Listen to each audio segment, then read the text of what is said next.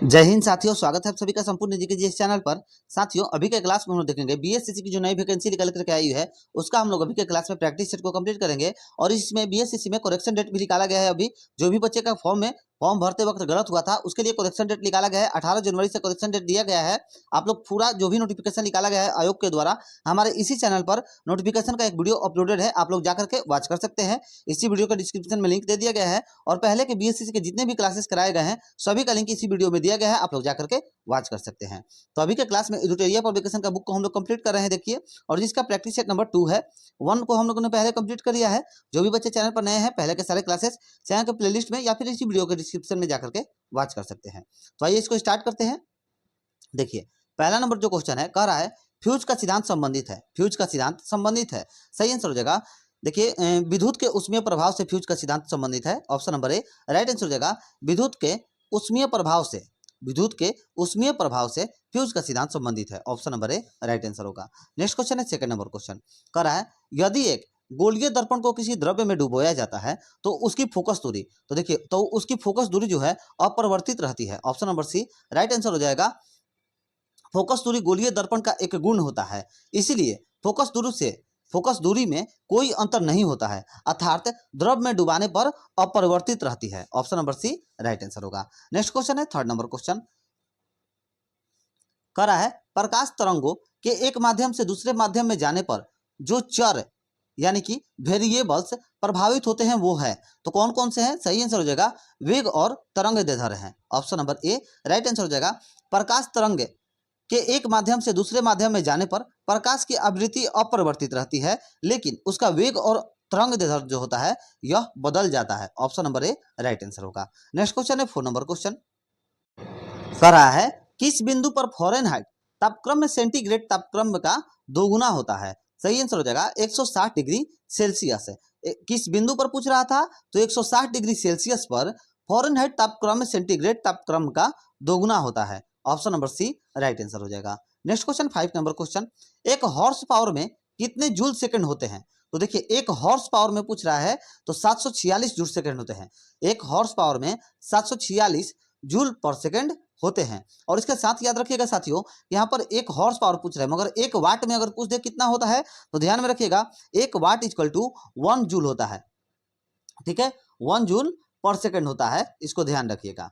Next question है 6 number question, लोलक घड़ियां गर्मियों में सुस्त हो जाती हैं क्योंकि, तो देखिए लोलक घड़ियां गर्मियों में सुस्त हो जाती हैं क्योंकि लोलक की जो लंबाई है वह बढ़ जाती है, option number C right answer हो जाएगा, लोलक की लंबाई बढ़ जाती है। नेक्स्ट क्वेश्चन है 7 नंबर क्वेश्चन, कह रहा है अति चालक का लक्षण है, अति चालक का लक्षण जो है क्या हो जाएगा, शून्य पारगम्यता हो जाएगा, option number A right answer हो जाएगा। अति चालक का लक्षण शून्य परागमयता होगा। नेक्स्ट क्वेश्चन है 8 नंबर क्वेश्चन, कह रहा है निम्नलिखित में से कौन आउटपुट डिवाइस नहीं है, कौन सा इन चारों में से आउटपुट डिवाइस नहीं है, तो देखिए टच स्क्रीन जो होता है यह आउटपुट डिवाइस नहीं है, इनपुट डिवाइस होता है, option number B right answer हो जाएगा। साथियों, अगर सेशन अच्छा लग रहा है आप लोग के लिए, आप लोग को पसंद आ रहा है, हेल्पफुल है आप लोग के लिए, तो प्लीज वीडियो को लाइक करिए, शेयर करिए अपने दोस्तों मित्रों के पास, हमें भी सपोर्ट करिए हमारे भाइयों।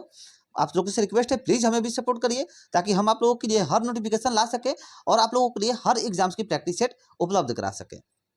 आगे देखते हैं 9 नंबर क्वेश्चन, कह रहा है रेडियो एक्टिविटी का आविष्कार किया था, तो देखिए रेडियो एक्टिविटी का आविष्कार किसने किया था, राइट आंसर हो जाएगा बेकुरेल ने किया था, option number B right answer हो जाएगा, बेकुरेल ने किया था। और पूछते अगर कब किया था तो ध्यान में रखिएगा 1896 ईस्वी में किया था, ठीक है, 1896 ईस्वी में किया था। और इसे गाइगर काउंटर के द्वारा मापा जाता है, ठीक है, रेडियो एक्टिविटी को किससे मापा जाता है, तो गाइगर काउंटर के द्वारा मापा जाता है, इसको ध्यान रखिएगा। रेडियो एक्टिविटी को गाइगर काउंटर के द्वारा मापा जाता है। नेक्स्ट क्वेश्चन है 10 नंबर क्वेश्चन, कह रहा है परमाणु में कक्षों को भरने का क्रम नियंत्रित होता है, परमाणु में कक्षों को भरने का क्रम नियंत्रित होता है, सही आंसर हो जाएगा देखिए ऑफबाउ सिद्धांत के द्वारा, option number A right answer हो जाएगा। परमाणु में कक्षों को भरने का जो क्रम है यह नियंत्रित होता है किसके द्वारा, तो ऑफबाउ सिद्धांत के द्वारा होता है, option number A right answer. Next question है 11 नंबर क्वेश्चन, कह रहा है निम्नलिखित में से कौन एक मूल तत्व है, मूल तत्व कौन सा है, सही आंसर हो जाएगा हीरा, option number C right answer हो जाएगा। पूछ रहा था कि निम्नलिखित में कौन एक मूल तत्व है, तो मूल तत्व इन चारों में से यहाँ पर सिर्फ हीरा हो जाएगा। और हीरा जो है कार्बन का शुद्धतम रूप होता है, इसको ध्यान रखिएगा। हीरा कार्बन का शुद्धतम रूप है जो एक मूल तत्व है, जबकि अन्य सभी कार्बन जो भी है वो सभी जैसे कि कार्बन, हाइड्रोजन, ऑक्सीजन, ये सब जो है एक मिश्रण है। नेक्स्ट क्वेश्चन है 12 नंबर क्वेश्चन, कह रहा है सोप स्टोन, सोप स्टोन मुख्यतः है, सही आंसर हो जाएगा सोप स्टोन जो है मुख्यतः क्या है, राइट आंसर हो जाएगा मैग्नीशियम सिलिकेट है। Option number D right answer हो जाएगा मैग्नीशियम सिलिकेट है। नेक्स्ट क्वेश्चन है 30 नंबर क्वेश्चन, कह रहा है निम्नलिखित में से कौन सा जोड़ा तांबे के मिश्र धातुओं का नहीं है, कौन सा जोड़ा तांबे के मिश्र धातुओं का नहीं है, राइट आंसर हो जाएगा देखिए रोज मेटल एवं type metal. Option number D right answer हो जाएगा रोज मेटल और टाइप मेटल जो होता है यह जोड़ा तांबे के मिश्र धातुओं का नहीं है। Option number D right answer हो जाएगा। नेक्स्ट क्वेश्चन है 40 नंबर क्वेश्चन, बेकिंग सोडा है, बेकिंग सोडा है, राइट आंसर हो जाएगा सोडियम हाइड्रोजन कार्बोनेट है। Option number A right answer हो जाएगा बेकिंग सोडा जो होता है वह सोडियम हाइड्रोजन कार्बोनेट है। Option number A right answer. Next question है 50 नंबर क्वेश्चन, निम्नलिखित वैज्ञानिकों में से किसने स्थिर अनुपात के नियम को प्रतिपादित किया था, तो किसने किया था, राइट आंसर हो जाएगा जोसेफ प्राउस्ट ने किया था। Option number A right answer हो जाएगा जोसेफ प्राउस्ट ने किया था।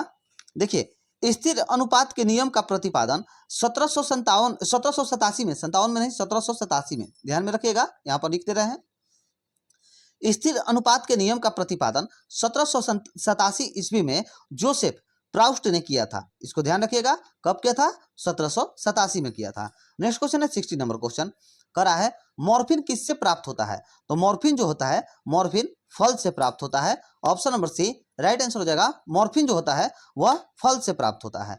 नेक्स्ट क्वेश्चन है 70 नंबर क्वेश्चन, करा है 70 नंबर क्वेश्चन, हमारे तंत्र में अधिकतम एटीपी अणुओं को उत्पन्न करने वाला पद है, हमारे तंत्र में अधिकतम एटीपी अणुओं को उत्पन्न करने वाला पद है, तो कौन सा हो जाएगा, सही आंसर हो जाएगा क्रेब्स चक्र है। Option number C right answer हो जाएगा हमारे तंत्र में अधिकतम एटीपी का उत्पादन क्रेब्स चक्र में होता है। किसमें होता है, तो किसमें होता है एटीपी का उत्पादन, तो अधिकतम एटीपी का उत्पादन हमारे शरीर में, हमारे तंत्र में क्रेब्स चक्र में होता है। और यह चक्र जो होता है कोशिका के माइटोकॉन्ड्रिया में संपन्न होता है, इसको ध्यान रखिएगा यह चक्र कोशिका के माइटोकॉन्ड्रिया में संपन्न होता है। नेक्स्ट क्वेश्चन है 80 नंबर क्वेश्चन, करा है 80 नंबर क्वेश्चन, पादप कोशिका का जंतु कोशिका से भिन्नता का कारण होता है, सही आंसर हो जाएगा कोशिका भित्ति की उपस्थिति। Option number A right answer हो जाएगा कोशिका भित्ति की उपस्थिति। नेक्स्ट क्वेश्चन 90 नंबर क्वेश्चन, साथियों अगर सेशन अच्छा लग रहा है तो प्लीज वीडियो को लाइक करिए, शेयर करिए अपने दोस्तों मित्रों के पास।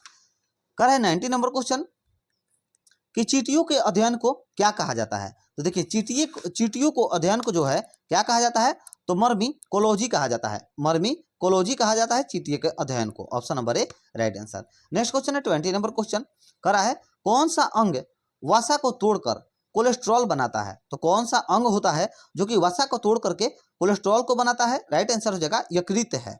यकृत कोशिका वसा उपापचय में महत्वपूर्ण भूमिका निभाता है, वे वसा को तोड़ करके कोलेस्ट्रॉल बनाता है। Option number A right answer. Next question 21 number question, हथेली में पाई जाने वाली हड्डी है, तो हथेली में पाई जाने वाली हड्डी कौन सी है, सही आंसर हो जाएगा मेटाकार्पल है। कौन सा होता है, मेटाकार्पल होता है। Option number A right answer हो जाएगा। और कलाई के जोड़ की हड्डियों के समूह को कार्पल एवं हथेली की हड्डियों को मेटाकार्पल कहा जाता है। ठीक है, ध्यान रखिएगा कि कलाई के जोड़ की हड्डियों के समूह को कार्पल एवं हथेली की हड्डियों को मेटाकार्पल कहा जाता है। नेक्स्ट क्वेश्चन है 22 नंबर क्वेश्चन, कौन सा विटामिन ई से संबंधित रासायनिक पदार्थ है, तो विटामिन ई से संबंधित रासायनिक पदार्थ कौन सा हो जाएगा, टोकोफेरॉल हो जाएगा। Option number A right answer हो जाएगा टोकोफेरॉल जो होता है, टोकोफेरॉल को विटामिन ई के नाम से जाना जाता है, जिसकी कमी से नपुंसकता, बांझपन आदि रोग होता है। नेक्स्ट क्वेश्चन है 23 नंबर क्वेश्चन, करा है बिडाल परीक्षण, बिडाल टेस्ट किसके लिए किया जाता है, तो किसके लिए किया जाता है, सही आंसर हो जाएगा बिडाल टेस्ट जो होता है वह टाइफाइड के लिए किया जाता है। Option number C right answer. Next question 24 number, कह रहा है सूखा सहिष्णुता से संबंधित हार्मोन है, सूखा सहिष्णुता से संबंधित हार्मोन है, कौन सा हो जाएगा, राइट आंसर हो जाएगा एब्सिसिक अम्ल हो जाएगा। एब्सिसिक अम्ल जो होता है यह सूखा सहिष्णुता से संबंधित हार्मोन है। Option number A right answer हो जाएगा। नेक्स्ट क्वेश्चन 25 नंबर क्वेश्चन, कह रहा है साल की टीका निम्नलिखित में से किस व्याधि से संबंधित है? साल की टीका निम्नलिखित में से किस व्याधि से संबंधित है? सही आंसर हो जाएगा पोलियो से। Option number D right answer हो जाएगा। साल की टीका जो होता है यह पोलियो व्याधि से संबंधित है। Option number D right answer. Next question है 26 नंबर क्वेश्चन, कह रहा है संविधान के अनुसार नई अखिल भारतीय सेवा की शुरुआत की जा सकती है। तो देखिए संविधान के अनुसार नई अखिल भारतीय सेवा की शुरुआत जो है की जा सकती है। राइट आंसर हो जाएगा राज्यसभा के द्वारा की जा सकती है। Option number B right answer हो जाएगा। नेक्स्ट क्वेश्चन है 27 नंबर क्वेश्चन, कह रहा है 27 नंबर क्वेश्चन, किस वाद में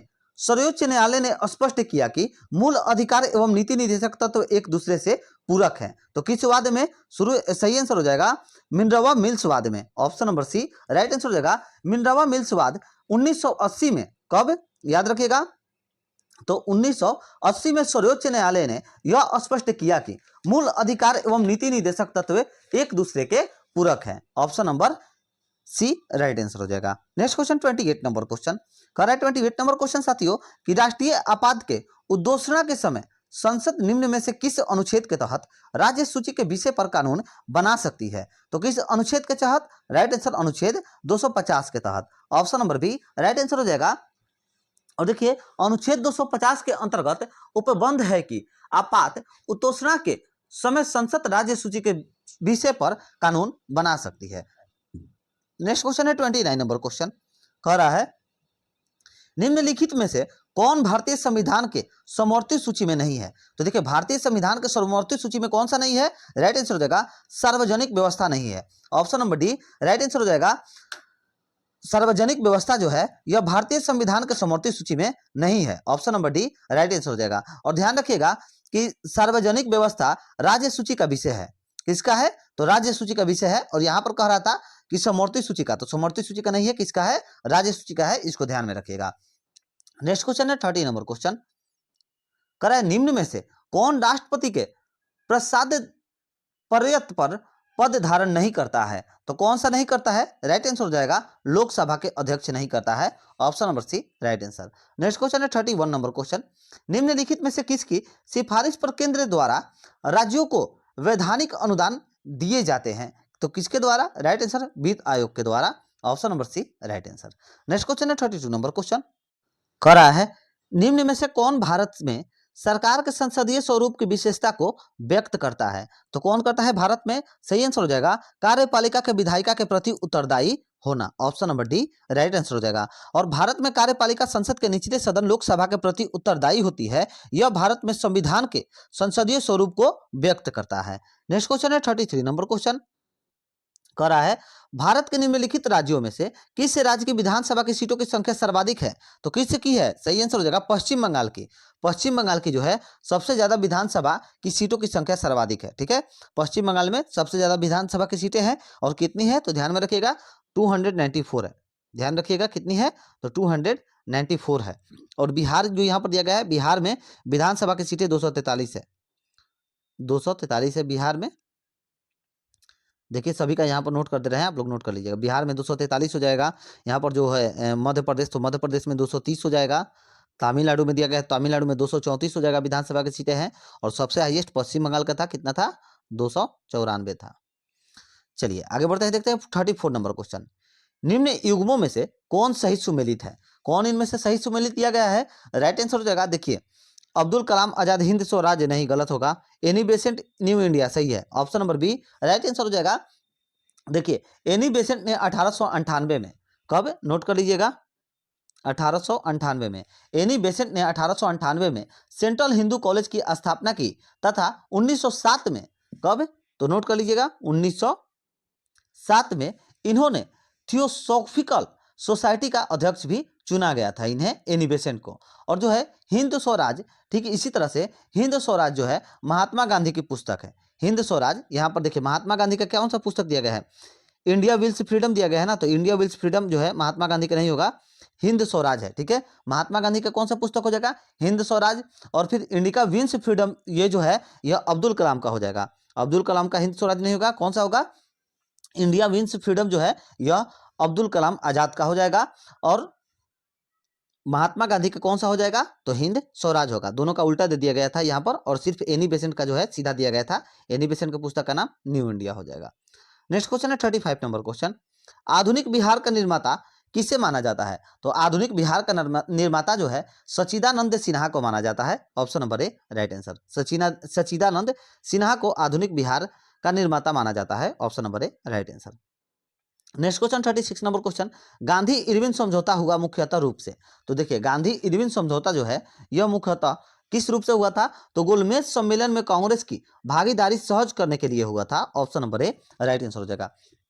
देखिए गांधी जी ने फरवरी 1931 में, कब 1931 में, गांधी जी ने 1931 के फरवरी में वायसराय लॉर्ड इरविन से भेंट किए थे, और उनकी बातचीत के दौरान, जो कि बातचीत 15 दिनों तक चली थी, और 15 दिनों के अंदर में 8 बार उनकी बातचीत चली थी। ठीक है, किस किस में, तो गांधी जी में और फिर लॉर्ड इरविन में, और जिसके परिणाम स्वरूप 5 मार्च 1931 को एक समझौता हुआ था। कब हुआ था, ध्यान रखिएगा, 5 मार्च 1931 को एक समझौता हुआ था इन दोनों के बातचीत के दौरान, और इस समझौते के तहत कांग्रेस को सविनय अवज्ञा आंदोलन स्थगित करना पड़ा था। कांग्रेस द्वितीय गोलमेज सम्मेलन में भाग लेने के लिए तैयार हो गई थी, फिर प्रथम गोलमेज में कांग्रेस सम्मिलित नहीं हुई। यह समझौता जो है मुख्यतः रूप से गोलमेज सम्मेलन में कांग्रेस की भागीदारी सहज करने के लिए हुआ था। Option number A right answer हो जाएगा। नेक्स्ट क्वेश्चन है 37 नंबर क्वेश्चन, पत्रकार के कर्तव्य का निर्वहन करते हुए जेल जाने वाला प्रथम भारतीय कौन था, राइट आंसर हो जाएगा सुरेंद्रनाथ बनर्जी थे। Option number D right answer हो जाएगा। पत्रकारिता के लिए ब्रिटिश सरकार ने सजा पाने वाले पहले भारतीय सुरेंद्रनाथ बनर्जी थे, और श्री बनर्जी को न्यायाधीश, जो सुरेंद्रनाथ बनर्जी थे, उन्हें क्यों फांसी दिया गया था, क्यों सजा दिया गया था, तो न्यायाधीश नॉरिस के फैसले के खिलाफ लिखने के लिए उन्हें सजा दिया गया था उस वक्त, सुरेंद्रनाथ बनर्जी को। नेक्स्ट क्वेश्चन है 38 नंबर क्वेश्चन, कह रहा है मुंगेर के बढ़िया ताल विरोध का उद्देश्य क्या था, तो क्या उद्देश्य था, सही आंसर हो जाएगा बकासत भूमि की वास्तविक मांग थी उस वक्त। Option number A right answer. Next question 39 number question, निम्नलिखित में किस शासक के सिक्कों पर नाव का चिन्ह अंकित किया गया था, तो किस शासक के सिक्कों पर था, सही आंसर हो जाएगा यक्षश्री सातकर्णी के था। Option number C right answer हो जाएगा, यक्षश्री सातकर्णी शासक के सिक्कों पर नाव का चिन्ह अंकित किया गया था। Option number C right answer हो जाएगा। नेक्स्ट क्वेश्चन है 40 नंबर क्वेश्चन, कह रहा है 40 नंबर क्वेश्चन कि कौन सा सुल्तान नया धर्म चलाना चाहता था किंतु उलेमा लोगों ने विरोध किया था, तो कौन से सुल्तान थे, तो अलाउद्दीन खिलजी के खिलाफ उलेमा लोगों ने विरोध किया था। Option number B right answer. Next question 41 number question, निम्नलिखित शासकों में से किस एक ने 4 अश्वमेध का संपादक किया था, तो किसने किया था, सही आंसर हो जाएगा प्रवर सेन प्रथम ने किए थे। Option number B right answer हो जाएगा प्रवर सेन प्रथम ने किए थे। Next question 42 number question, Chola राजाओं में किस एक ने सिलोम पर विजय प्राप्त की थी, तो किसने प्राप्त किया था, सही आंसर हो जाएगा राजेंद्र 1 यानी कि राजेंद्र प्रथम ने किया था। नेक्स्ट क्वेश्चन 43 नंबर क्वेश्चन, सूची 1 को सूची 2 के साथ सुमेलित करना है, तो आइए इसको मैच करना है और मैच करके इसको राइट आंसर बतलाना है। तो चलिए इसको मैच किया जाए।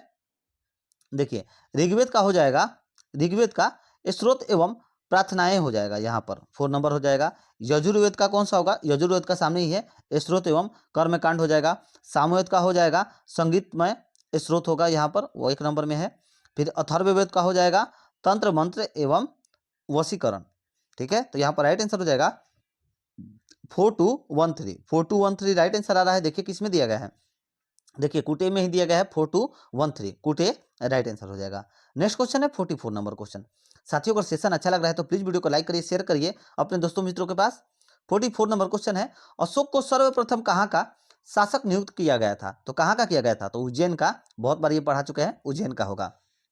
नेक्स्ट क्वेश्चन 45 नंबर क्वेश्चन, निम्नलिखित में से किसने वर्नाकुलर टैक्स एक्ट को लागू किया था, तो वर्नाकुलम टैक्स एक्ट को किसने लागू किया था, तो लॉर्ड लिटन ने लागू किया था। और ये क्वेश्चन बहुत बार पूछा हुआ है, ध्यान में रखिएगा। लॉर्ड लिटन ने वर्नाकुलर टैक्स एक्ट को लागू किया था। Option number A right answer. Next question 46 number question, पर्यावरण अनुकूल उपभोक्ता उत्पादों को चिन्हित करने के लिए सरकार के द्वारा आरंभ किया गया, तो सही आंसर हो जाएगा eco mark. Option number A right answer हो जाएगा इको मार्क। ध्यान रखिएगा साथियों, इसके बारे में एक इंपॉर्टेंट पॉइंट बतला रहे हैं, आप लोग उसको नोट कर लीजिएगा कि पर्यावरण अनुकूल उपभोक्ता उत्पादों को चिन्हित करने के लिए सरकार के द्वारा इको मार्क आरंभ किया गया था। ठीक है, option number A right answer.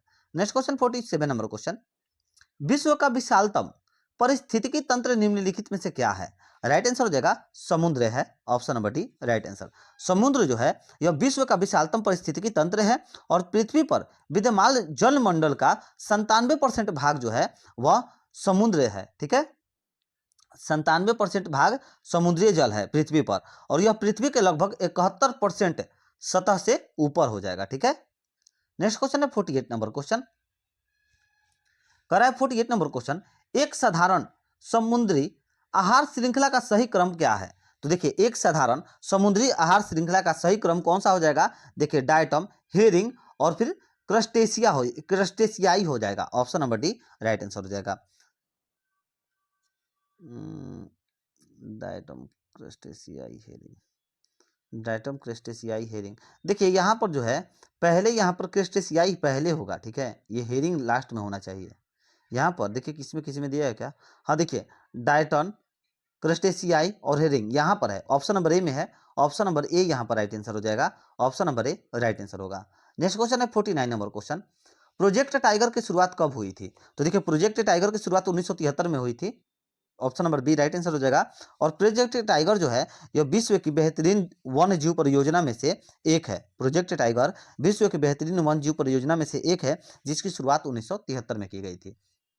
50 number question है, बीज बचाओ आंदोलन का संबंध किस राज्य से है? तो देखिए, बीज बचाओ आंदोलन का संबंध जो है उत्तराखंड राज्य से है, option number B right answer होगा।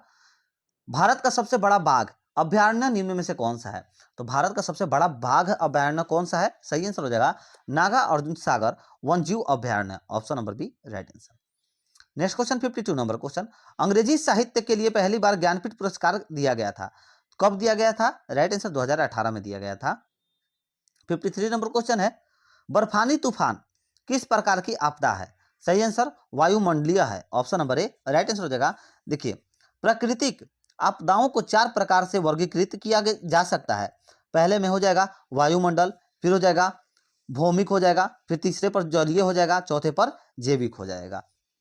और यहां पर पूछ रहा था बर्फानी तूफान किस प्रकार की आपदा है, तो वायुमंडलीय है।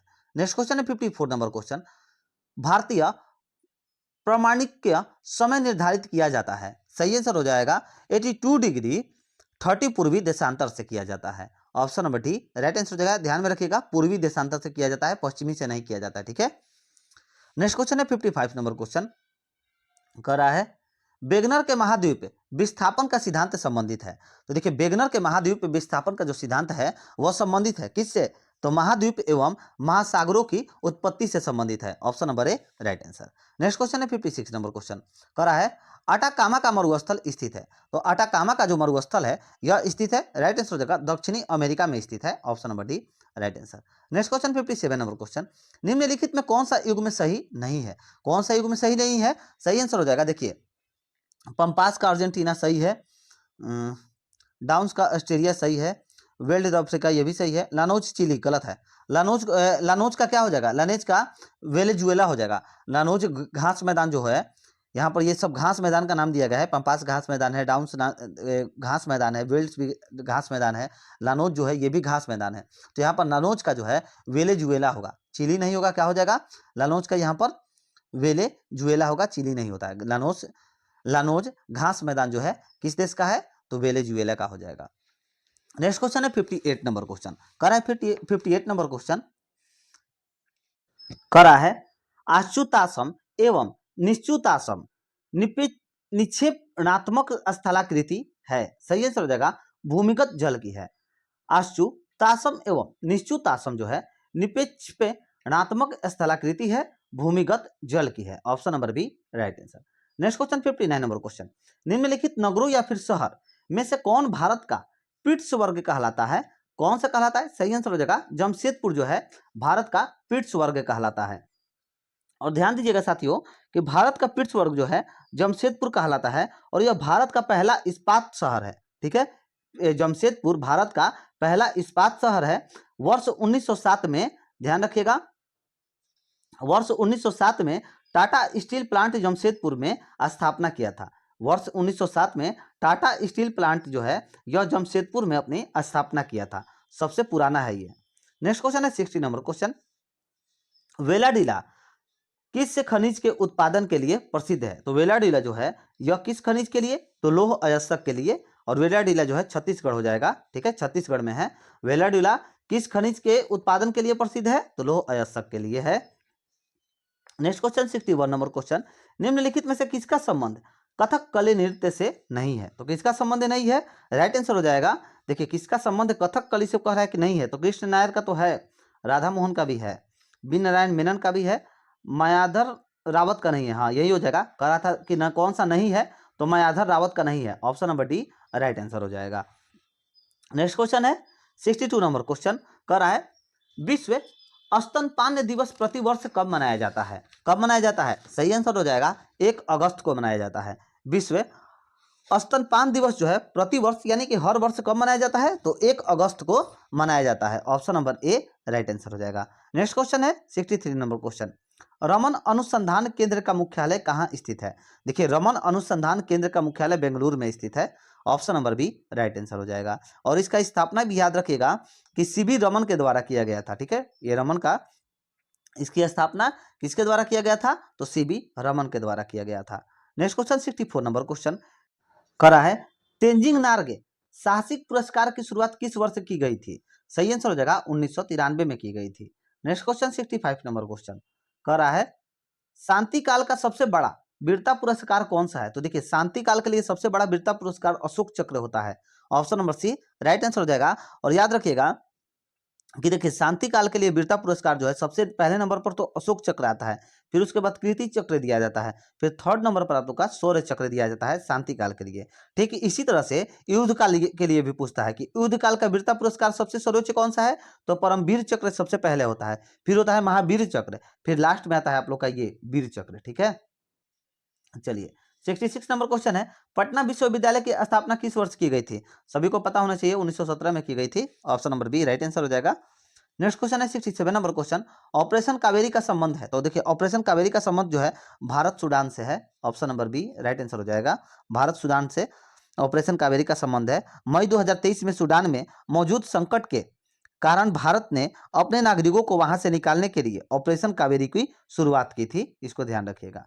नेक्स्ट क्वेश्चन है 68 नंबर क्वेश्चन, किस राज्य के द्वारा लाडली बहना योजना की शुरुआत की गई थी? तो किस राज्य के द्वारा, बहुत बार पूछा जा सकता है, ठीक है, ये क्वेश्चन बहुत ही ज्यादा वीवीआई है, मध्य प्रदेश हो जाएगा, option number C right answer हो जाएगा। करंट अफेयर से भी पूछ सकता है, ठीक है, क्योंकि ये जनवरी का ही घटना है, 23 जनवरी 2023 का घटना है। किस राज्य के द्वारा लाडली बहना योजना की शुरुआत किया गया था? तो मध्य प्रदेश के द्वारा। नेक्स्ट क्वेश्चन 69 नंबर क्वेश्चन, किसके द्वारा प्रोजेक्ट हिमांक शुरू की गई थी? सही आंसर हो जाएगा बीआरओ के द्वारा, option number C right answer हो जाएगा। नेक्स्ट क्वेश्चन 70 नंबर क्वेश्चन, हाल ही में किस देश में 3 लोगों के डीएनए वाला बच्चा का जन्म हुआ है? 3 लोगों के डीएनए के वाला बच्चा किस देश में जन्म हुआ है? तो ब्रिटेन में किया गया है इसका। देखिए मई 2023 में इन ब्रिटो, किसका? मई 2023 में इन ब्रिटो फर्टिलाइजेशन यानी कि आईवीएफ जो होता है, इन ब्रिटो फर्टिलाइजेशन आईवीएफ, ठीक है, आईवीएफ की प्रक्रिया के तहत ब्रिटेन में 3 लोगों के डीएनए से एक बच्चे को जन्म दिया गया है। नेक्स्ट क्वेश्चन है 71 number question, world happiness index 2023 में दूसरे स्थान पर कौन सा देश है? तो दूसरे स्थान पर डेनमार्क है, option number B right answer हो जाएगा। और सबसे अंतिम पर जो है लेबनान है, लेबनान यहाँ पर नहीं दिया गया है मगर अंतिम में भी पूछ सकता है, चलिए इसको पूरा ध्यान में आप लोग नोट बना लीजिए। देखिए विश्व खुशहाली रिपोर्ट जो है वर्ल्ड हैप्पीनेस इंडेक्स 2023 यानी कि विश्व खुशहाली रिपोर्ट 2023 के अनुसार प्रथम स्थान पर फिनलैंड है, ध्यान में रखिएगा, प्रथम स्थान पर फिनलैंड है, दूसरे स्थान पर डेनमार्क है, और तीसरे स्थान पर आइसलैंड है, और फिर भारत का जो है, भारत का वर्ल्ड हैप्पीनेस इंडेक्स में स्थान कितना है? तो 126वां है भारत का, ध्यान रखिएगा। और सबसे अंतिम अगर पूछ दे कौन सा है, तो लेबनान है। कौन सा? लेबनान है। नेक्स्ट क्वेश्चन 72 नंबर क्वेश्चन, हाल ही में किसे सीबीआई का निदेशक नियुक्त किया गया है? तो सीबीआई का निदेशक जो है प्रवीण सूद को नियुक्त किया गया है, option number B right answer हो जाएगा। और सीबीआई का मुख्यालय ध्यान रखिएगा कि नई दिल्ली में है, और इसकी स्थापना 1963 में हुई थी। ठीक है, सीबीआई की मुख्यालय कहाँ है? नई दिल्ली में है। इसकी स्थापना कब हुई थी? तो 1963 में हुई थी। 73 नंबर क्वेश्चन है, किस देश ने राष्ट्रपति द्रौपदी मुर्मू को the grand order of the chain of yellow star सम्मान से सम्मिलित किया है। तो किस देश के किया गया है? तो Suriname, option number A right answer हो जाएगा सूरीनाम। जून 2023 में राष्ट्रपति द्रौपदी मुर्मू को सूरीनाम के सर्वोच्च नागरिक सम्मान the grand order of the chain of yellow star सम्मानित से सम्मान्य किया गया है। और सूरीनाम की राजधानी अगर पूछ दे कहाँ पर है, ये जो सूरीनाम है, सूरीनाम की राजधानी अगर पूछ दे कहाँ पर है, तो पारा मेरिबो है। सूरीनाम की राजधानी कौन सी है? पारा मेरिबो है। नेक्स्ट क्वेश्चन है 74 number question, colours of deviation पुस्तक के लेखक हैं। तो देखिए कलर्स ऑफ डेविएशन पुस्तक के लेखक कौन है? सही आंसर हो जाएगा अनीता भारत शाह है, option number A right answer. Next question 75 number question, medicine क्षेत्र में नोबेल पुरस्कार 2023 से किसे सम्मानित किया गया है? तो मेडिसिन के क्षेत्र में पूछ रहा है किसे सम्मानित किया गया है। सही आंसर हो जाएगा डू विस मैन को, और फिर एक और को किया गया है, वो हो जाएगा कैटालिन कारिको को। दोनों हो जाएगा, यानी right answer option number D हो जाएगा, ए और बी दोनों हो जाएगा। तो साथियों यहाँ पर हम लोग का प्रैक्टिस सेट नंबर 2 कंप्लीट हो गया। अगले क्लास में हम लोग मिलेंगे प्रैक्टिस सेट नंबर 3 के साथ। अगर आप लोगों ने अभी तक चैनल को सब्सक्राइब नहीं किया है तो चैनल को सब्सक्राइब करके बेल आइकन जरूर दबा लें, ताकि आने वाली हर ऐसे प्रैक्टिस सेट हम आप लोगों को करा सके और आप लोगों के पास हर एग्जाम की नोटिफिकेशन पहुंच सके। तो चलिए मिलते हैं नेक्स्ट वीडियो में। जय हिंद, जय भारत।